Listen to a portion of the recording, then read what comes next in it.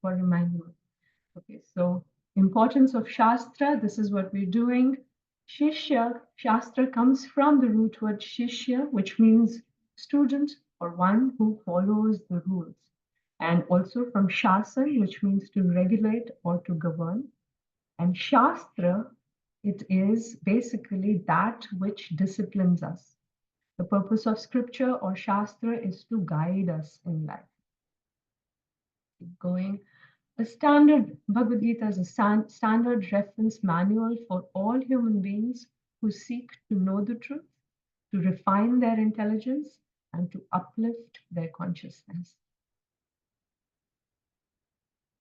There are 8,400,000 species of life, and human birth is so rare. Animals, they work on instinct, but humans, they have refined intelligence. This is a verse from the Hippopadesh. Eating, sleeping, sex, and defense. These four principles are common to both human beings and animals. The distinction between human life and animal life is that a man can search after God, but an animal cannot.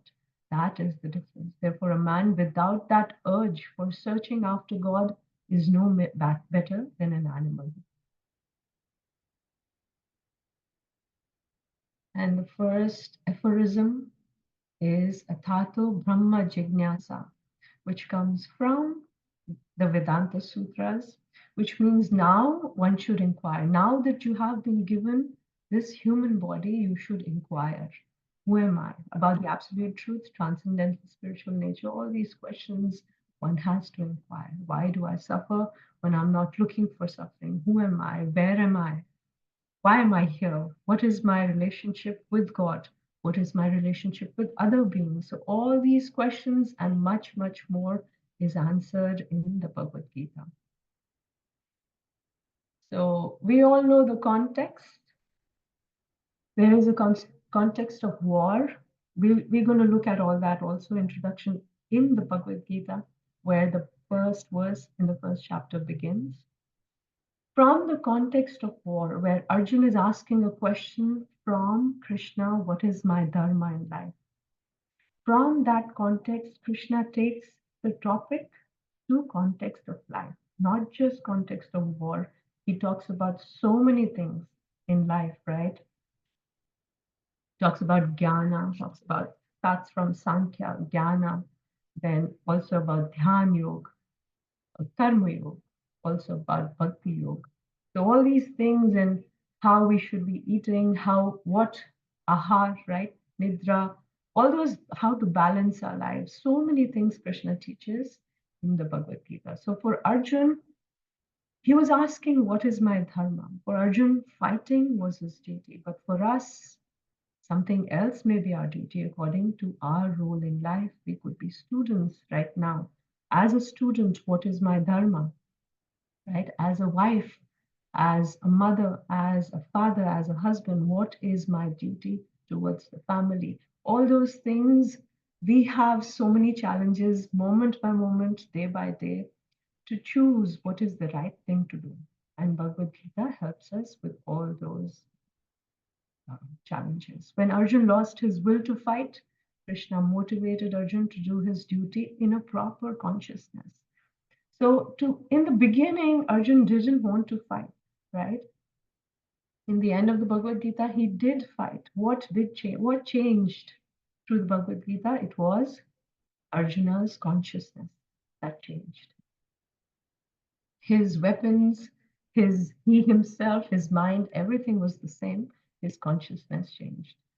So the Bhagavad Gita systematically presents knowledge of the eternal soul, temporary body, the art of working without reactions, the modes that influence all beings, regulated habits, how to speak, eat, recreate, donate, mind control, sense control, meditation, art of rendering service to God, various powers of God, attachment, detachment, and so much more.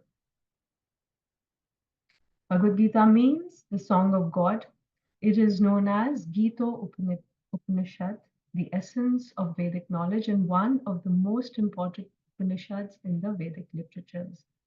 It presents pristine wisdom descending directly from the Supreme Lord. to show us the path of transcending miseries. Spoken by Lord Krishna to Arjuna on the battlefield of Kurukshetra approximately 5,000 years ago.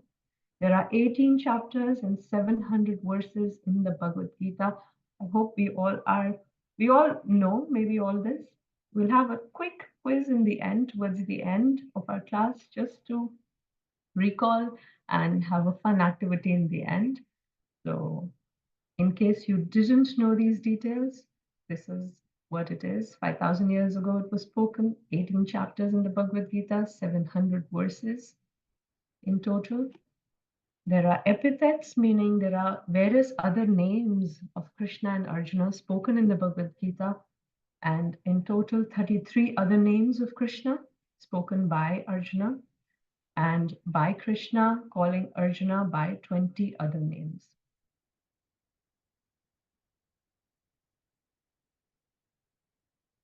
From the 700 verses in the Bhagavad Gita, 575 verses are spoken by Krishna and 83 verses spoken by Arjuna.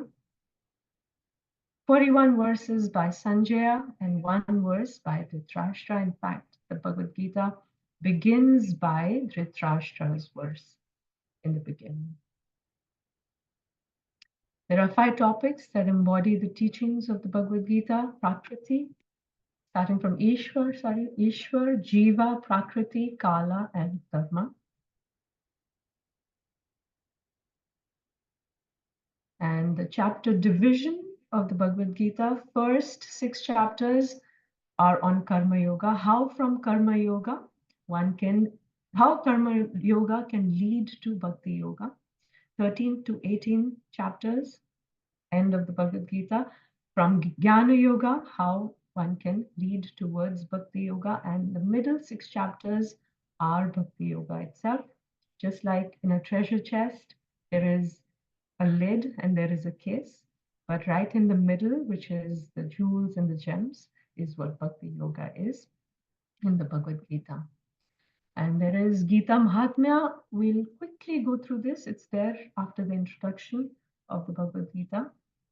So it's from the Padma Puran. We won't get into all the verses, but we'll quickly see what the Mahatmya or importance of Bhagavad Gita is, given all the glories of Bhagavad Gita. Bhagavad Gita is a transcendental literature which one should read very carefully. If one properly follows the instructions of the Bhagavad Gita, one can be freed from all miseries and anxieties of life. How profound, right? If one just properly understands and tries to follow the instructions, all miseries and anxieties of life can be transcended. One will be free from all fears in life, and one's next life will be spiritual. So, freed from all miseries and anxieties of life. If one reads Bhagavad Gita very sincerely and with all seriousness, then by the grace of the Lord, the reactions of his past misdeeds will not act upon him. This is Mahatmya number 2. Reactions of past misdeeds will not act upon him. One may cleanse himself daily by taking a bath in water, but if one takes a bath even once in the sacred Ganges water of Bhagavad Gita, for him the dirt of material life is altogether vanquished. So, the dirt of material life is totally vanquished. One need not read any other Vedic literature. This one book, Bhagavad Gita, will suffice because it is the essence of all Vedic literatures, and especially because it is spoken by the Supreme Personality of Godhead. One who drinks the water of the Ganges attains salvation. So, what to speak of one who drinks the nectar of Bhagavad Gita? Bhagavad Gita is the essential nectar of the Mahabharata, and it is spoken by Lord Krishna himself, the original Vishnu. The Gita Upanishad, Bhagavad Gita, the essence of all Upanishads, is just like a cow, and Lord Krishna, who's famous as Cowherd Boy, is milking this cow. Arjuna is just like a calf, and learned scholars and pure devotees are to drink the nectarian milk of Bhagavad Gita. So, Upanishads are like the cow. calf is Arjuna and the learned scholars and pure devotees, and Krishna, who's the cowherd boy, he's milking this cow. And what is the milk? It is the Bhagavad Gita.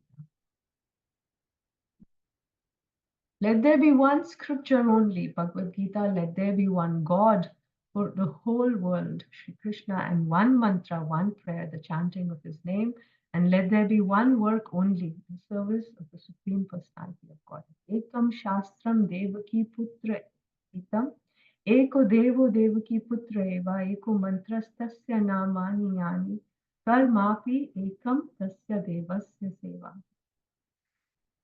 And we'll get into the Bhagavad Gita introduction. You can read it later on, the whole thing. One should just, try and read the introduction and the preface also. Here, we'll just see the important points from the introduction and the preface. I would like somebody to just unmute and read it because you've been just hearing my voice. Let's have somebody else. Just you can unmute and read. Om Namo Bhagavate Vasudevaya. Dhritarashtra Uvacha. Dharmakshetre Kurukshetre Samavetaayusava Mamaka Pandaka Cheva Hima Kurvata Sanjaya. Amazing. Thank you so much, Prabhu. We'll come to the first chapter, first verse in just a short bit. But here we're doing the introduction of the Bhagavad Gita, which is, you'll find it here, the introduction, and just seeing a few important points from the introduction, and we'll see the preface also. So this is what we wanted from the screen. If you can see, if you can read out what you see on the screen. If somebody can unmute and read that, please. Spirit of Bhagavad Gita, submissive spirit. The spirit of Bhagavad Gita is mentioned in Bhagavad Gita itself. Unless one reads the Bhagavad Gita in a submissive spirit, it is very difficult to understand Bhagavad Gita because it is a great mystery. Purpose of Bhagavad Gita. Just what is the Bhagavad Gita? The purpose of Bhagavad Gita is to deliver mankind from the knee signs. Then man could act accordingly and perfect the mission of human life. Perfect. So in the introduction, it is given that one should have a submissive spirit when we're reading the Bhagavad Gita to understand it. And the purpose of Bhagavad Gita is to deliver us back to Godhead. That is the mission. The subject of Bhagavad Gita, there are 5 subjects. We've done that before: Ishwar, Jiva, Prakriti, Karma, and Kala. There is Vedic epistemology, which is the philosophical theory of the knowledge. All Vedic knowledge is infallible. All of this is clearly described, and if we properly utilize the instructions of the Bhagavad Gita, then our whole life will become purified. This is the philosophical theory of the knowledge. Then there is prayojan, which is the goal. We will be able to reach the destination, which is beyond this material sky. When one attains that kingdom, he does not have to return to this material world. And what is the abhideya, or the process? Next, one may raise the question of how one goes about approaching the abode of the Supreme Lord, and that is the sum and substance of the entire Bhagavad Gita, the process, how we can render devotional service and go back to Godhead, which is the prayojan. Bhagavad Gita as it is. The preface, Prabhupada says, we'll understand what aspects of Srila Prabhupada's mood and mission are revealed in the preface. Let's quickly look at those. I think just 2 and 3 slides about the mood and mission of Prabhupada. Our only purpose is to present this Bhagavad Gita as it is in order to guide the conditioned student to the same purpose for which Krishna descends to this planet once in a day of Brahma. So Krishna descends. What is the purpose of Krishna descending? He wants us to go back to Godhead, right? He wants us to go back to Golok Vrindavan, and for that he comes here. He performs his pastimes, and he attracts these souls back to the destination. So that is the purpose of Bhagavad Gita, to guide the conditioned student for that same purpose that Krishna descends. Instead of satisfying our own personal material senses, we should satisfy the senses of the Lord. That is the highest perfection of life. The Lord wants this and He demands this. One has to understand the central point of Bhagavad Gita. Our Krishna conscious movement is teaching the whole world this central point. The mission is to present Bhagavad Gita as it is, which is the will of Krishna, authorize activities of ISKCON, teach Vaishnava philosophy to the whole world, and the mood is compassion, credit to Guru, convinced of necessity and importance of Bhagavad Gita, and determination and uncompromising nature. So all this is there. We put these in notes. It's there in the Bhagavad Gita introduction and preface. To help students understand and appreciate the mood and mission of Srila Prabhupada and to perpetuate that understanding within the ISKCON system. With that, we come to the background of how the Bhagavad Gita begins. Most of us know this. This is, come to the map. We don't have to go through the whole thing. This is the family tree, and this is also partial. We all know the story how there was Shantanu, the king, and he wedded, there were two wives, Ganga, and after her was Satyavati. With Ganga, he had Bhishmadev, 7 other sons who, we all know the story. Let's not go into so much detail because we want to start the Bhagavad Gita also. So with Satyavati, he had 2 sons, Vichitravirya and Chitrangad. Chitrangad left his body when he was really young. So Vichitravirya was the king. With Vichitravirya, who was wedded to Ambalika and Ambika, 2 sisters. He also left his body. So Satyavati, she also had a son with Parashar Muni before her marriage to Shantanu. So with Parashar Muni, they had Vyasadev. So Satyavati said in those days, this was allowed. If the husband is no longer alive, the husband's brother can get the wives pregnant so that there can be heirs to the kingdom. So for that reason, Ambika and Ambalika had sons with Vyasadeva. First was Dhritarashtra. He was the older one. He had Vyasadeva and Ambika. They had Dhritarashtra. And she was so scared because Vyasadeva had just come from the forest. Satyavati had called for him, and he was, he had matted hair and he didn't look very presentable. And Ambika got scared. She closed her eyes. That's how Dhritarashtra was born blind. And with Ambalika, she was really scared also. She didn't close her eyes, but her son, Pandu, who was born, was very weak and pale. So because Dhritarashtra was blind, Pandu was made the king. There was another son, Vidura, who was the son of Ambika and Ambalika sent their maidservant to Vyasadeva. And that's how Vidura was born. So he was, to become king, he was out of question because he was the son of maidservant. So between Dhritarashtra and Pandu, now Pandu was made the king because Dhritarashtra was born blind. Dhritarashtra had a wife Gandhari, and Pandu had 2 wives, Madri and Kunti.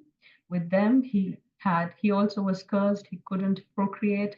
So Kunti had this boon from before that she could invoke the presence of any demigod and have a son.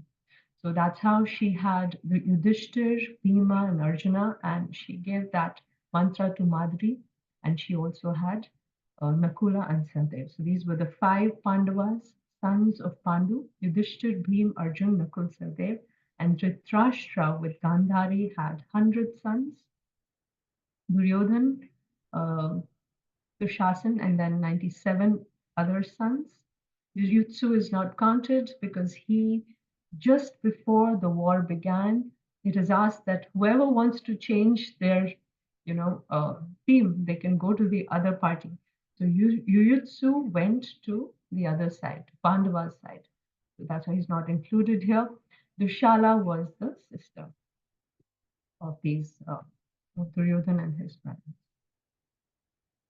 So now we've seen this Dhritarashtra, Pandu, Vidura, and between Dhritarashtra and Pandu, Pandu was made the king, but because he also left his body, now Dhritarashtra was the king till the time Pandu's oldest son Yudhishthir was, came of age and he could become the king.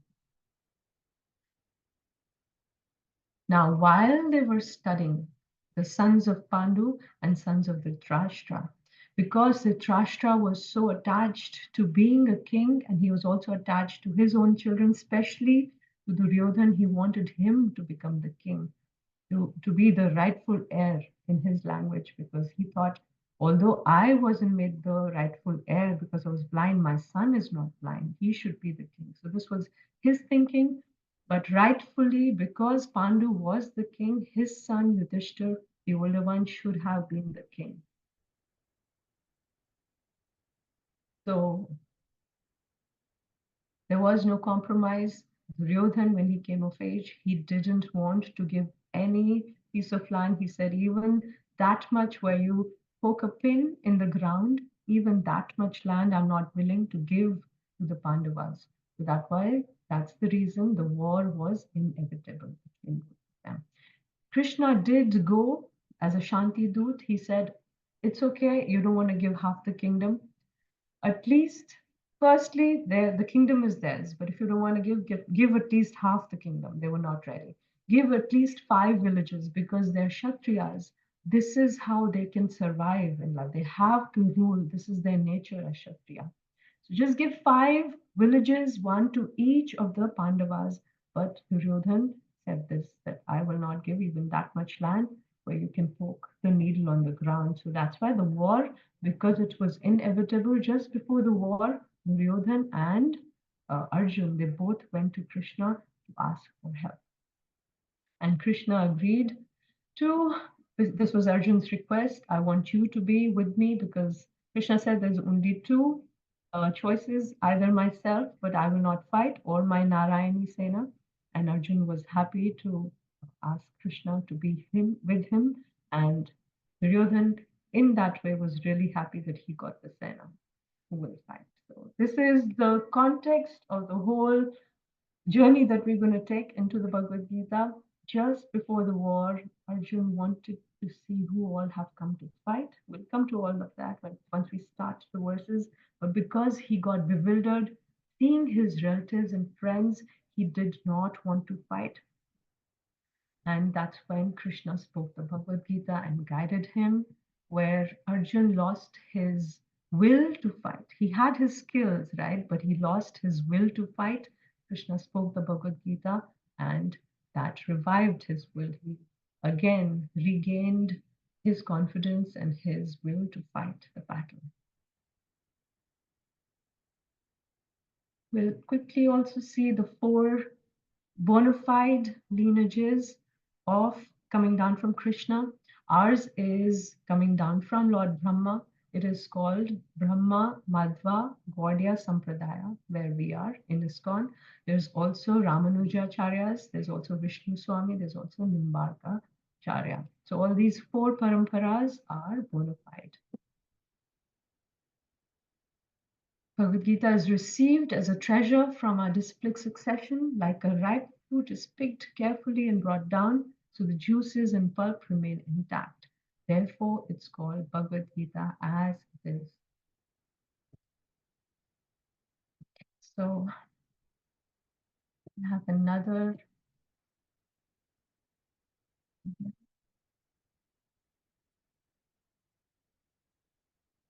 So, 18 chapters in the Bhagavad Gita, and we're beginning from the first chapter.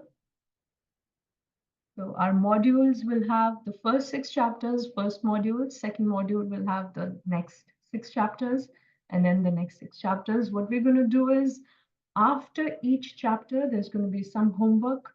Don't worry, very easy. Whatever questions will come, we'll be discussing in the class.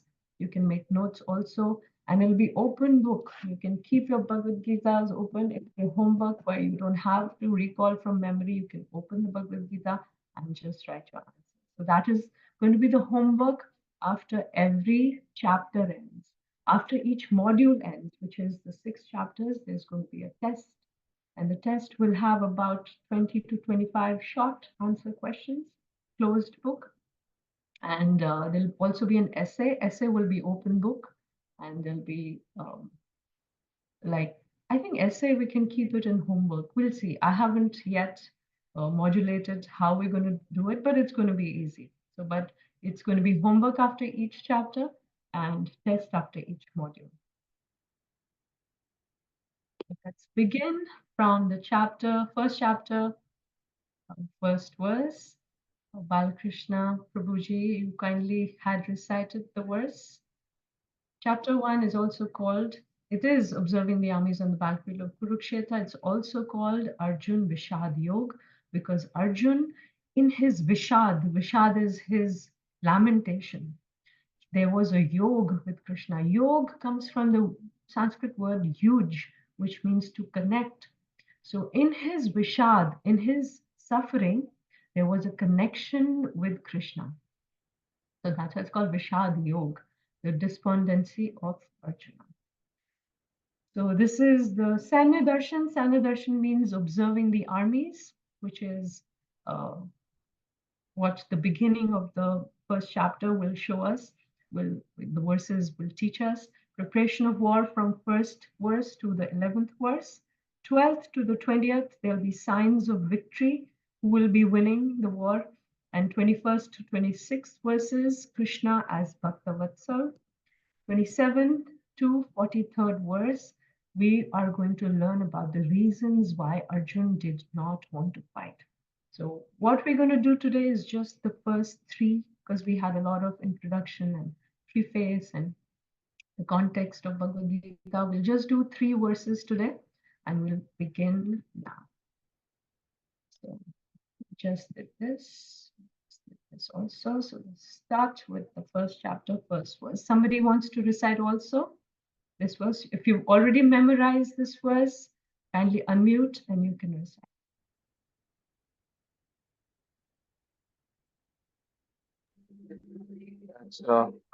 धर्म क्षेत्रे कुरुक्षेत्रे संवेता युयुत्सवः मामका पांडवश्चैव किम कुर्वते Sanjay.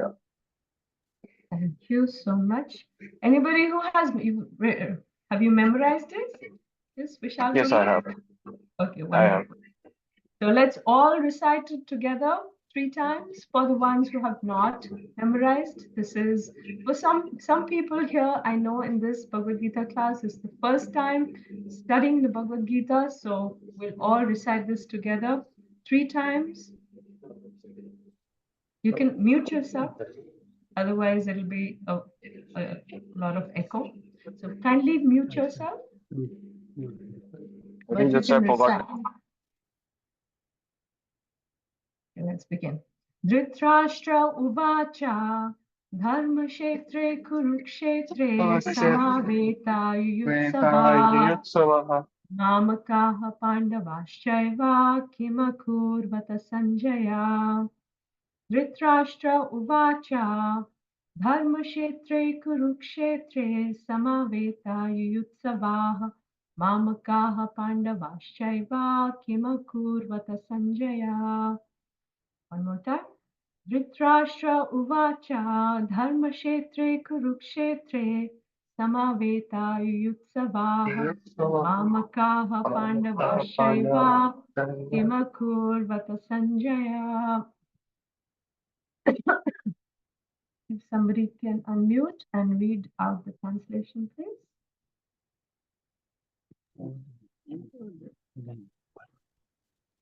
Dhritarashtra said, O Sanjaya, after my sons and the sons of Pandu assembled in the place of pilgrimage at Kurukshetra, desiring to fight, what did they do? Thank you. Thank you, Mataji. So, O Sanjaya, this is Dhritarashtra speaking. O Sanjaya, Sanjay, why is he asking Sanjay? They're sitting in the palace far away from the battlefield of Kurukshetra, and he's asking his secretary Sanjay on the battlefield, after my sons which are the Kauravas, and the sons of Pandu, which are the Pandavas, they assembled on the place of pilgrimage, which is Kurukshetra, Dharmashetra, desiring to fight. What did they do? Now he's asking Sanjaya in the palace, far away from Kurukshetra, because Sanjay was given this vision. He could see what is happening on the battlefield sitting far away, right? Right now we have webcams and we have all these facilities. Those days that wasn't there, but this something divine was there. He could see sitting so far away with this vision of which was given by Vyasadeva. Actually, Vyasadev's son, Dhritarashtra, he wanted Vyasadeva came before this war started. He wanted to give this vision to Dhritarashtra because he was blind. He said, I can give you this vision just for this time of the war. You can see sitting here in the palace what's happening on the battlefield.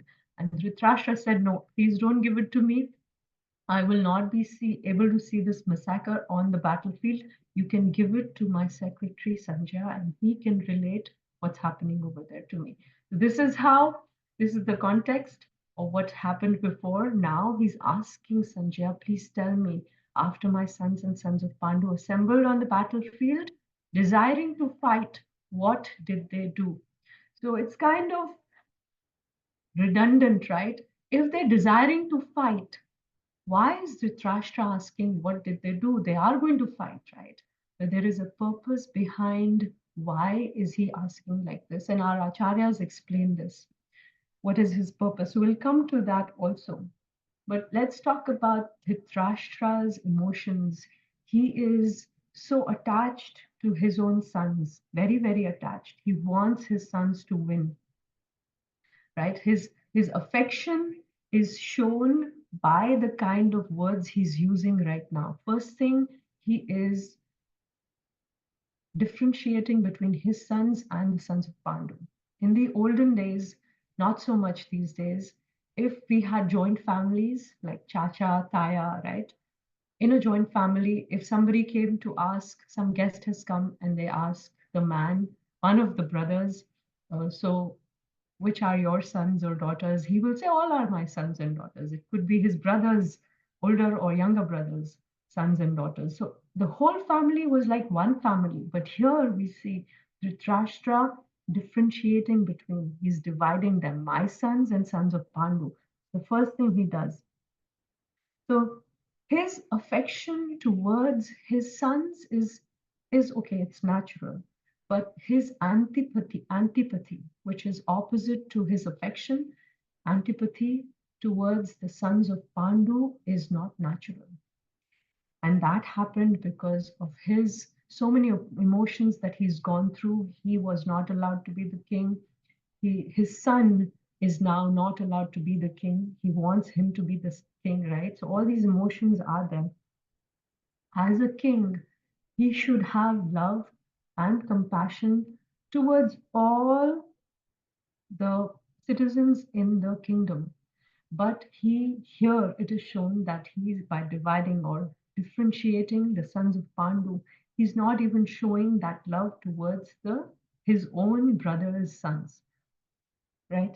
So this partiality between my sons and sons of Pandu shows his uh, excessive attachment. It shows his emotional attachment towards his own sons. That is one thing. Now, why is he asking what did they do on the battlefield?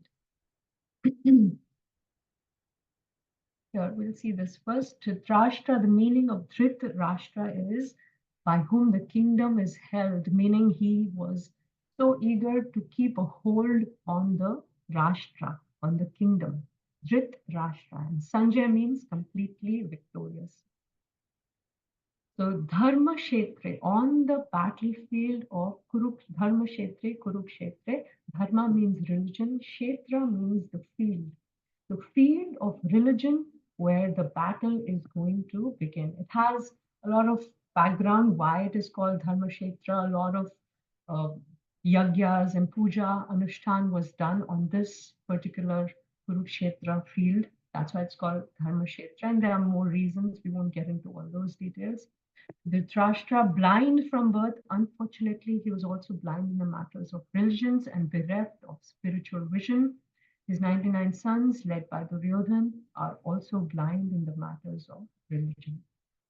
This was his mentality, his partial mentality, why he asked this question, that my sons and sons of Pandu, they are desiring to fight, but what did they do after assembling on the battlefield? So the reason why he asked this, because you can make notes or you can go back and listen to the recording and make the notes that time. These 4 reasons: he was desirous that his sons get the kingdom. He was doubtful of the possibility of his son's victory. He was fearful because of the holy place Kurukshetra might influence his sons to compromise. For example, you go to a temple, although you might have some negative feelings of maybe enmity with somebody, you come to a holy place like a temple, it is natural that those feelings subside and you are ready to compromise and you're ready to, take that stance of being more loving and compromising and caring. Just the influence of a holy place does that. So Dhritarashtra is fearful that that place, Kurukshetra, is a holy place, and my sons, when they are there on the battlefield, maybe their mentality changes and they would want to compromise. And they would say, okay, you take half the kingdom or you take the kingdom. Dhritarashtra doesn't want that to happen. So he's fearful because the holy place Kurukshetra might influence his sons to compromise. But on the other hand, look at his mentality. He's hopeful that the holy place may influence the Pandavas to renounce their claim and to avoid the bloodshed. They will say, okay, fine, you take the kingdom, let's not fight, it's all right. He wanted that to happen from the side of the Pandavas, but he was fearful from his own sons' side that they should not compromise. So, any questions here? Because I know it's a little bit technical. Him being desirous, him being doubtful, fearful, hopeful. These 4 points you can remember. But any questions so far? It's all clear?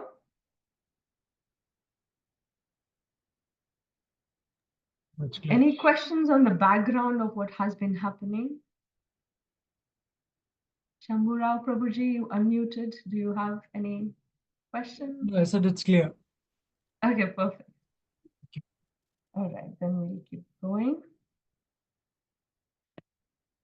So, Krishna's plan, we'll see how, Kshetra is also a field where what is grown? Paddy is grown, or any other crops are grown. So just as in a paddy field, which is Kshetra, unnecessary weeds are taken out.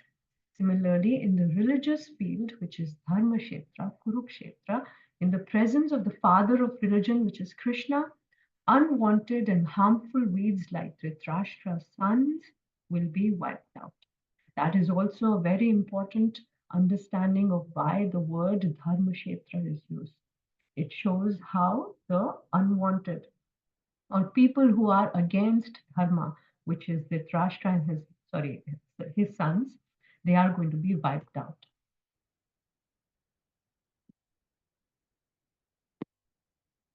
Okay, so this is Prabhupada saying, Bhagavad Gita is widely read theistic science summarized in the Gita Mahatmya.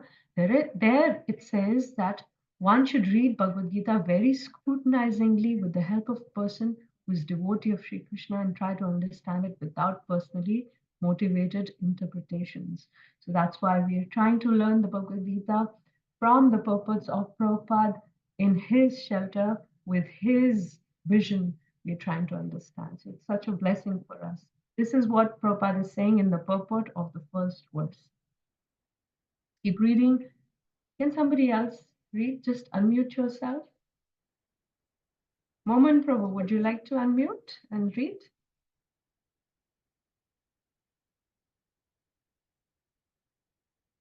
If you can hear me.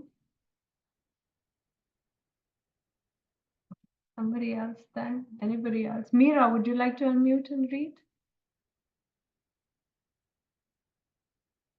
Sure.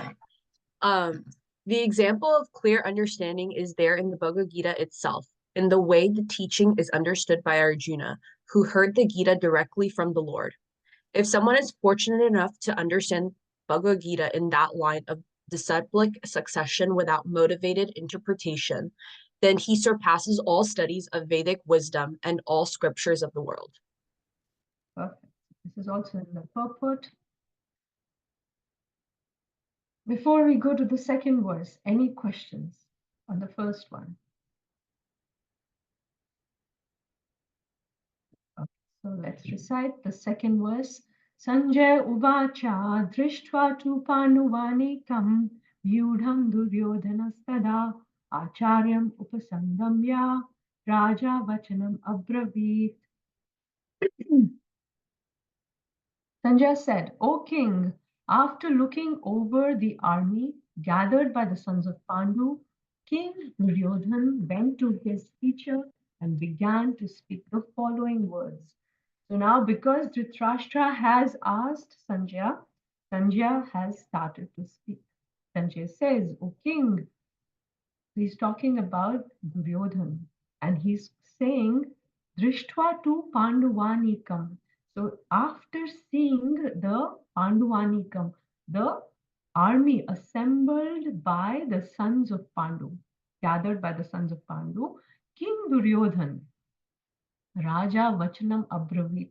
So the Raja, he's calling Duryodhan Raja. Our acharyas say the Raja could be for Dhritarashtra because he's talking to Dhritarashtra, O Raja. Duryodhan said these words, or it could mean that Raja Duryodhan spoke these words. Why? Because although Dhritarashtra is acting as the king right now, but actually the king is Duryodhan because whatever he desires is what is happening. He didn't want to give even little bit, land. This is what is happening. The war is happening. So it is actually him who's the Raja. So it could be for Raja, could be for both Dhritarashtra or Duryodhan. Went to his teacher and began to speak the following words.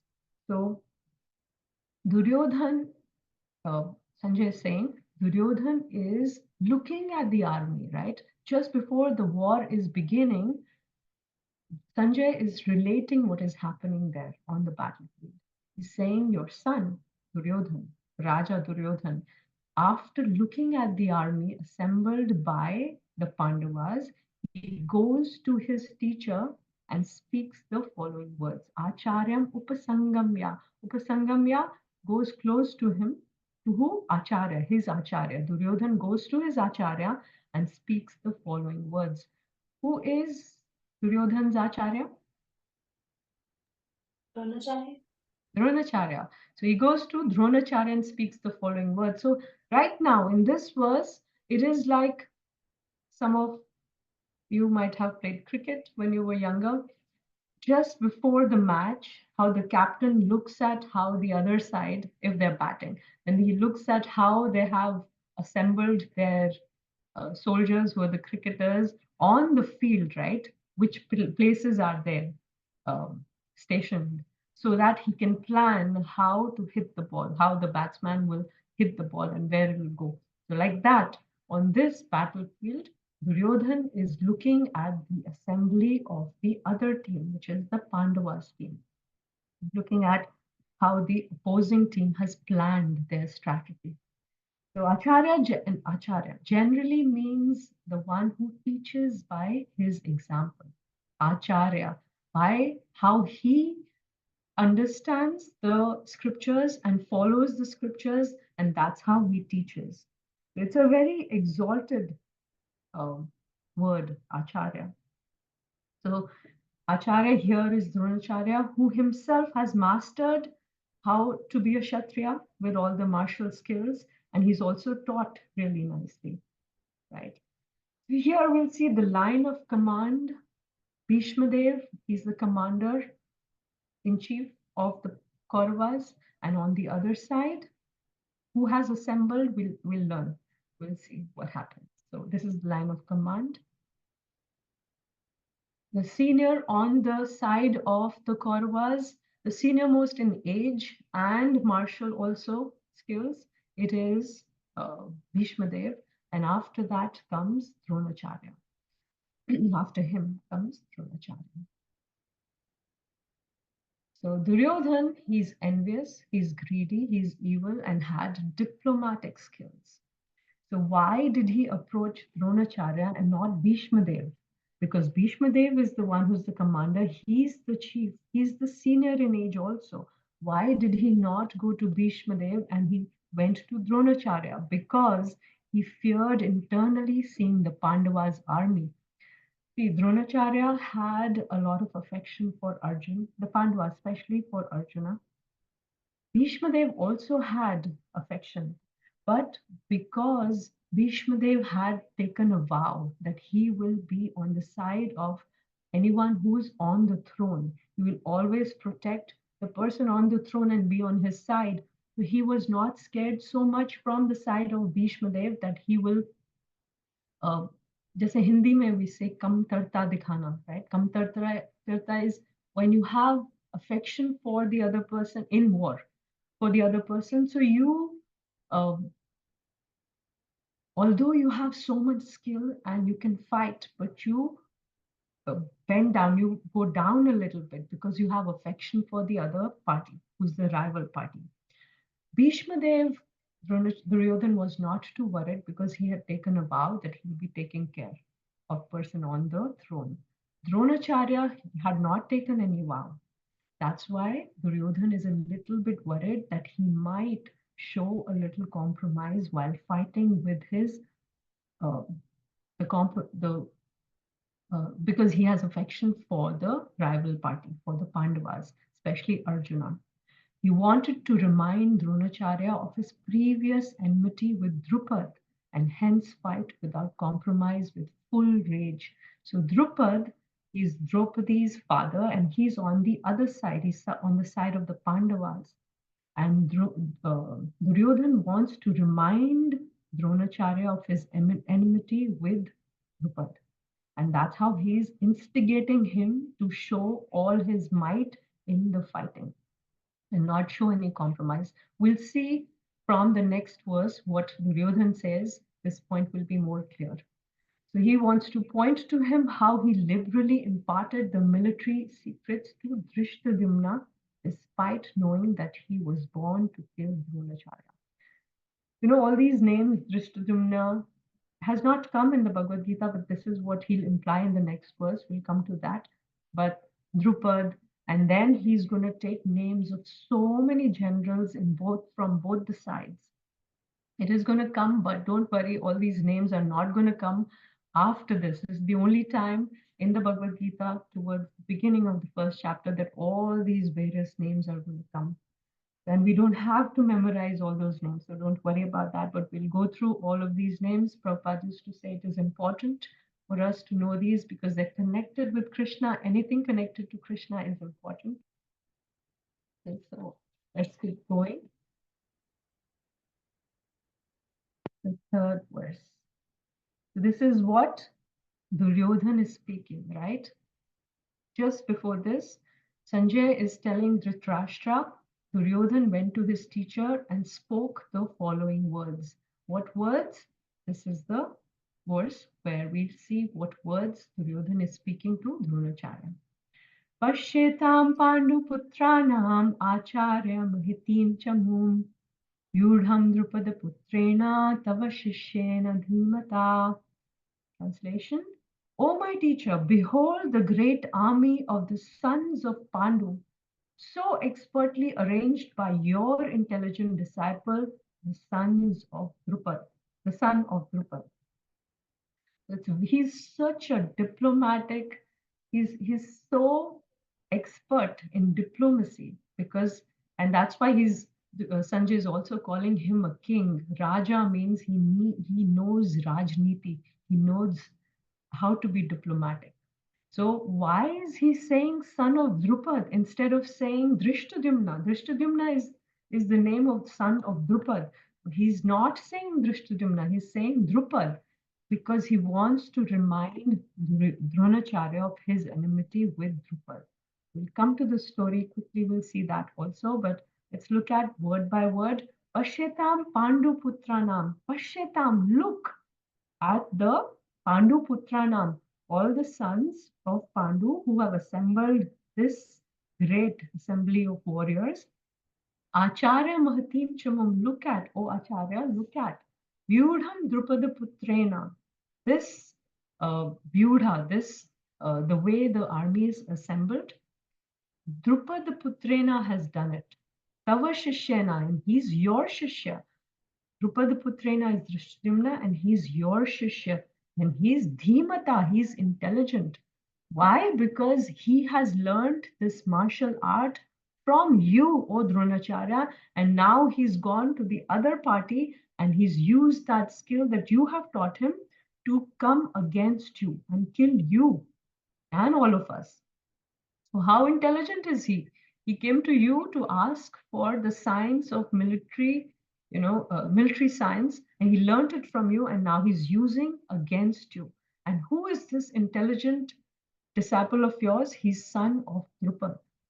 So why is he doing all this? Why is he saying the name Shishena and not directly saying? Because he's diplomatic. Putrena Tavashishena, so expertly arranged by your intelligent disciple, the son of Drupad. So he wants to seal the commitment of Dronacharya to his side by inciting and invoking the fire of anger in Dronacharya.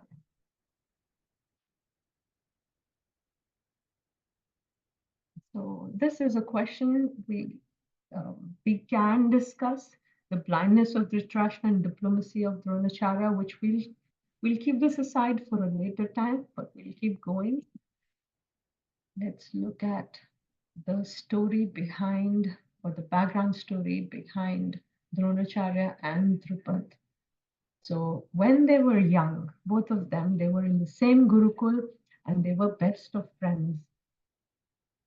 Because they were so close, Drupad was a Kshatriya, son of a king, and Dronacharya was a Brahmin.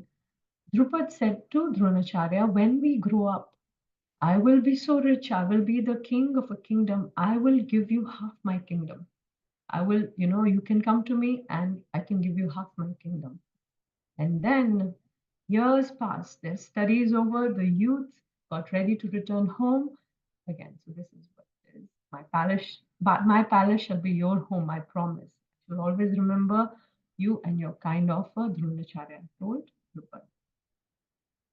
Then when Drupad is married, Dronacharya is married to Kripacharya's sister Kripi, and they had a son, Ashwathama, but they were really, really poor. There was no way they could get some milk also to feed their son.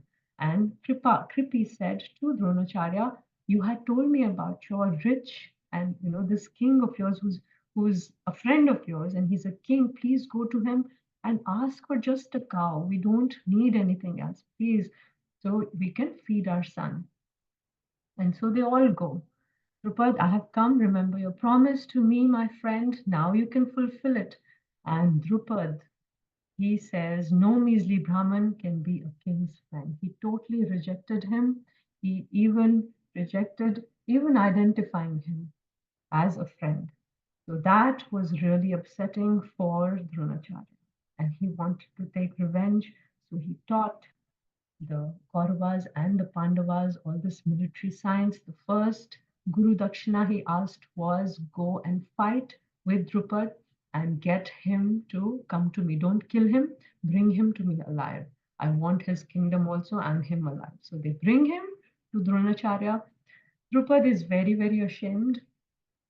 He's very upset because for a king to be humiliated like this, and on top of that, Dronacharya says, you had forgotten our friendship, but I will not forget our friendship. I will give half the kingdom to you. So he's showing himself to be how good of a friend he is and how bad of a friend Drupad was. So this was their rivalry. Now Drupad is also so angry at Dronacharya. He wants to take revenge. So he gets this yajna done. He's really, you can see on his face how angry Drupad is. So he gets this yajna done where he wants a son to be born to kill Dronacharya. Drupad gets this yajna done, and from that fire sacrifice comes Drishtadyumna. Also, a female comes, a sister, who's Draupadi. So Drishtadyumna is born to kill Dronacharya, and look at how look at his, that's what he's saying, right? Duryodhana is saying, your son, your disciple, Drishtadyumna is so intelligent, right? He is born to kill Dronacharya, and he goes to Dronacharya himself to ask for him to teach him the military science so that he can kill him. This is how Drishtadyumna and Draupadi were born. And we see a contrast. Who remembers and can speak a little bit about, just in brief, few sentences about how the contrast we can see between the story of Drupad and Dronacharya and Krishna and his friend, and who's the friend? The respect Krishna as a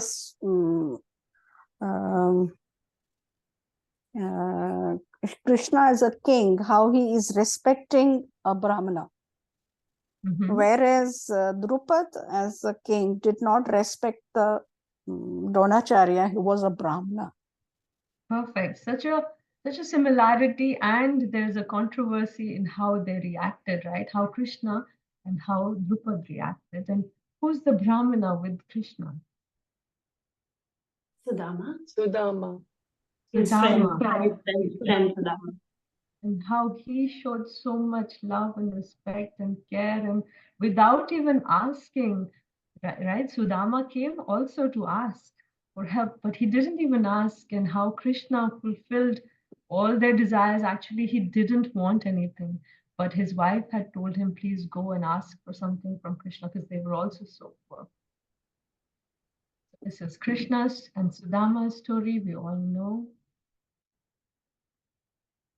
Sudama was really poor, and they were in the same Gurukul, both of them. They grew up together and they were best of friends. And Krishna was the king of Dwarka, while Sudama was a poor Brahmin. And his wife gave some chip rice. Please take these to your friend and please ask him for help. And he reaches there. He was ashamed to give the chip rice also, and how Krishna welcomed him. And he had the chip rice he snatched from Sudama, and we all know the story. And he embraced, and when he reached back home, he saw, instead of the hut, the broken hut, there's a huge palace. His wife has all these beautiful ornaments and clothes, and this is told by acharyas, not just his house, because the wife of Sudama was thinking that if we get rich and all others, our friends in the village, are so poor, we don't want to show we don't want to brag and show, we don't want to be proud. Each and every house in the village became a palace. This was Krishna's mercy, not just on Sudama, his whole village. If one makes friendship with Krishna, one will never get cheated and will always get all help needed. That's where we'll end. Krishna does not differentiate based on how wealthy or poor one is. He sees our devotion and reciprocates accordingly. So I got these from the handbook, and this is what we've done today. And these are the questions that I saw based on what, verses that we've done. These are the open book, closed book questions, open book essays. Now, I wanted to let you know what the handbook all of you have received. There are questions. We will not go exactly by what those questions are. We will have our own set of questions also. They'll be mixed. Some we'll take from here, but we'll have our own also. So don't worry, not exact questions will be coming from there. So some will.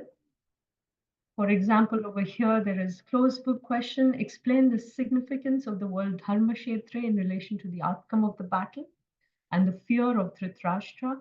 Explain the significance of Dhritarashtra's usage of Mamaka, so my sons. And then we will also include a question there. Why did Dhritarashtra say that after assembling on the battlefield, my sons and sons of Pandu desiring to fight, what did they do? What was his emotion? What were his emotions while speaking this verse? So let's have somebody answer that. We just did it in today's class. This slide that you see is the example of the kind of questions that will come in the test, in the homework, all those. So just giving you an example. And one of the questions that I just asked, who would like to answer? Question is, yes, please, go ahead. He was, so for Dhritarashtra, first is he was desirous that his sons should win the battle. He was doubtful. He was doubtful if they would lose or if they would just kind of compromise. He was fearful that the Dharmakshetra, the religious field will influence his sons to kind of get submissive and just give up. And he was hopeful that the same religious field would influence Pandavas to actually come forth and just dissolve the battle. Compromise, yeah. Yeah. Okay, good. All right, so everybody can unmute. We have a short quiz.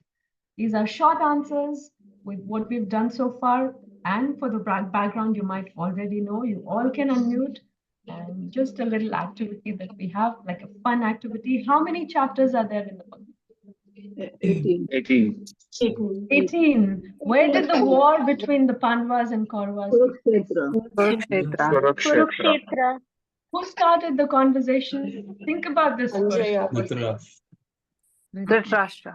Who started the conversation first at Kurukshetra? Duryodhana. Duryodhana. Dhritarashtra started the conversation in the Bhagavad Gita, but he's in his palace. What did Dhritarashtra ask Sanjaya? What did his and What did the Pandu's sons, my sons and the sons of Pandu do? After assembling on the place of Dharmashetra, Kurukshetra. What is Gita Mahatmya? You don't have to give all the Mahatmya. What does it mean? It's a glorification of Gita from the various acharyas and the different scriptures as actually mentioned. Padma Purana. Padma Purana. What is Like the meaning of Dharmashetra? Place of pilgrimage. No, religious Field. Religious field. Yeah, Dharma is religion. Who preached Bhagavad Gita to whom? Krishna to To Arjuna. Arjuna. Mahabharata war was between which two parties? Pandavas and Kauravas. Who is the father of Kauravas? Dhritarashtra. Father of Pandavas? Pandu. Who was Sanjaya? Is the chariot Sanjay driver was of the Dhritarashtra. driver and the manager of Dhritarashtra. And he was also a disciple of Vyasdev. Disciple of Vyasdev. Okay, I Yeah. did not know that. Maybe, yes. Okay, so Yeah, he was a Sanjaya, disciple. we can secretary of Dhritarashtra, simple terms. And maybe also the disciple of Vyasdev. So actually Vyasdev came to give the vision to Dhritarashtra. And he gave it to Sanjaya because Dhritarashtra wanted that to happen. So I'm not aware that he was also a disciple. We can look into that.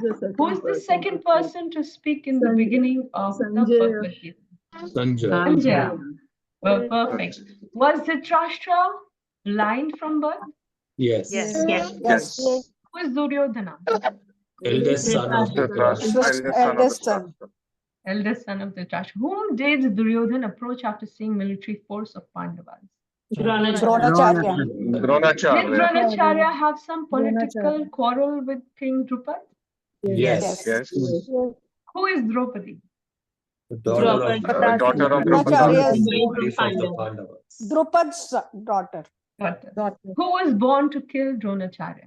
Drishtadyumna. Drishtadyumna. Drishtadyumna. Yeah. Son Who of is Dronacharya's disciple that Duryodhan mentioned indirectly? Drishtadyumna. Drishtadyumna. Did Drishtadyumna arrange the military phalanx of Pandavas in Kurukshetra? Yes. Yes, Yes. yes, he did. Who is the most affectionate and brilliant student of Duryodhan? Arjuna. Arjuna. Perfect. Okay, so this was just like a fun quiz in the end. From next class onwards, we'll also have some activity in the middle or in the end just to make it fun. All right, so this ends our class for today. Any questions, any reflections, anything we can do to improve our classes, please let us know. Mataji, could you please send last